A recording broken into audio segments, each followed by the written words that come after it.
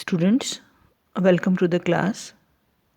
Students, as you know, we have already discussed Charles Dickens as a novelist, and I have introduced you to the novel Oliver Twist written by Charles Dickens. Today, we are going to analyze some chapters from this novel. I am going to share chief happenings of these chapters. What happens, how the events take turn, and how does they affect the coming events or the plot of the novel. Today we are going to discuss it. Students, today we will discuss the first 7 chapters of this novel. So, students, when the novel opens, we come to know that Oliver Twist is born into a workhouse but seems unlikely to survive at first. Somehow or other, this child survives, but his mother is not that much lucky. After giving him one kiss, this unfortunate lady dies.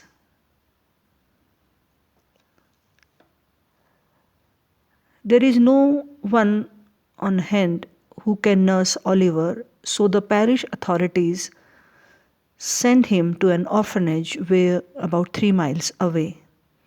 And this orphanage is run by Mrs. Mann, an elderly woman who keeps most of the money meant for the care of orphans for herself.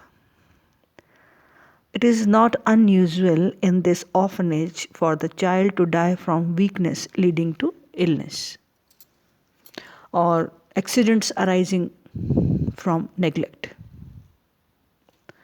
Students, at the age of 9,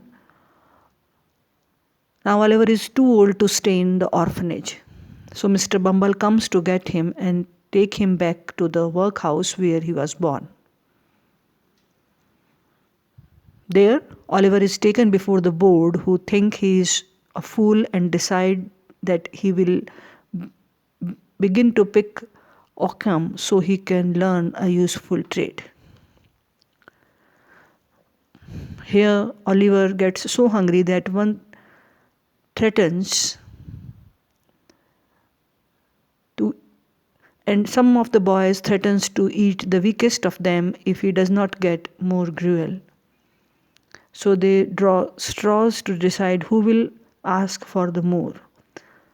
Oliver is chosen to ask for more gruel.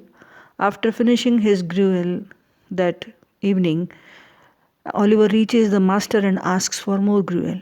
The master is shocked, strikes a blow at Oliver and calls for Mr. Bumble. Mr. Bumble tells the member of the board, who are outraged. They decide to offer £5 and Oliver Twist to anyone who will take him off of their hands. Students, now Oliver is confined to a small dark room while the board waits for someone to take him. Mr. Gamfield, a chimney sweeper who is in debt to his landlord and badly needs £5, sees the notice for Oliver and offers to take him. The board negotiates with him and agrees to give him Oliver and a little over £3. When Mr. Bumble takes Oliver before the magistrate, Oliver can't help but shows his terror at having to go with such a scary-looking man, and the magistrate therefore refuses to sign the authorizing papers and orders the board to take Oliver back to the workhouse. So students, here Mr. Bumble finds Mr. Sowerberry, the parochial undertaker looking at the posting about Oliver Twist, and after a short discussion, they agree that he shall take him. Mr. Bumble brings Oliver to the coffin maker's shop where he meets Mr. and Mrs. Sowerberry. Mrs. Sowerberry thinks he will be more trouble than he is worth, but Mr. Sowerberry makes the decision. Oliver is fed the dog leftovers for dinner and shown to his sleeping space beneath the counter among the coffins. Oliver is woken after his first night in the undertaker's by a kicking on the door. It is Noah Claypole, a charity boy who works for the Sowerberrys. Mr. Sowerberry tells Mrs. Sowerberry that he thought Oliver's melancholy aspect would make him perfect for a mute for a child's funeral, and she agrees. Students, Mr. Bumble soon brings an order for a coffin and a funeral. Mr. Sowerberry goes to measure the body and brings Oliver with him, and the next day they bring the coffin back and take it to the graveyard for the funeral. Mr. Sowerberry asks how he liked it, and Oliver replies, "Not very much," but Mr. Sowerberry tells him that he will get used to it. Students, Oliver makes it through his month trial and is formally apprenticed to Mr. Sowerberry. This increases Noah's ire, and so Noah tries Oliver even more badly. He treats Oliver even more badly. Meanwhile, Mr. Sowerberry continues his original ill treatment. One day in the kitchen, Noah decides to be specially unpleasant to Oliver and insults his mother.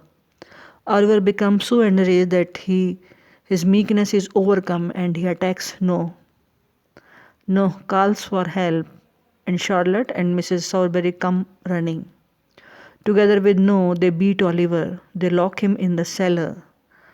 Mr. Sowerberry not being home, Mrs. Sowerberry sends Noah to get Mr. Bumble. Students, Noah tells Mr. Bumble that Oliver tried to murder him, Charlotte and Mrs. Sowerberry. Mr. Bumble goes to the undertaker's to deliver a thrashing, where he finds Oliver is not afraid of him. He tells Mrs. Sowerberry that she has overfed Oliver and that is why he has become so vicious. Mr. Sowerberry returns home and hears the story and is forced to beat Oliver to appease Mrs. Sowerberry. Next morning, students, Oliver runs away, stopping by the workhouse to say goodbye to Dick, who is his former companion. This first section of Oliver Twist is specially focused on the failures of the system in place to take care of the poor and helpless, particularly orphans. Students, the narrator, with his deft use of sarcasm, shows how little those entrusted with Oliver's care actually care about him. Most of those put in this position of guardianships are utterly convinced of their moral superiority to their paupers just by virtue of their not being paupers, and so they consider it their duty to keep the paupers in their place. Students, a similar tendency to raise oneself up by stepping on the head of those below is elucidated in this section. The clearest example is Noah Claypole, who, as a charity boy, is often made fun of for his occupation and put down by other boys. This does not lead him to have a sympathetic view of Oliver. Instead, he takes his first chance to be better than someone else and bullies Oliver as much as he can. Similarly, students, characters like Mr. Bumble and Mrs. Sowerberry seem specially intent on making sure that those below them stay below them and treat them with disdain and cruelty. This involves, among other things, underfeeding them, which comes to symbolize the institutional cruelty to the poor in the novel. It is this underfeeding which leads to Oliver asking for more, and this sect, this complaining about the malnutritionment, is so against everything that the board guardians stands for that it leads to their complete misunderstanding of Oliver's character. A misunderstanding that follows Oliver for a good portion of the story. Oliver's outrage at Noah's insult to his mother is blamed on his being overfed. For the poor to receive any more than the bare minimum nutritionality is not only a nuisance to those who care for them but is seen as morally wrong. The importance that food takes on in this opening section of the novel recalls the way that government policies towards the poor can alter society's attitude. Students, the new Poor Law Amendment of 1834, to which in part Dickens wrote Oliver Twist as a response, did indeed place a premium on conserving resources in caring for the poor and provided workhouses with several choices for menus, all of which involved very limited portions. Students, Dickens shows this policy not only harming the poor in its enactment but also hurting them because its passage justified it as a moral stance which permeated society. Students, this section also emphasizes the powerlessness of children, especially children without parents to stand up for them. Oliver is completely at the mercy of the board and Mr. Bumble, who fail to understand him. Students, here you can see Oliver as a meek, good hearted, kind, helpless boy, while the board and Mr. Bumble and later Mrs. Sowerberry see him as intentionally vicious, ungrateful, and greedy.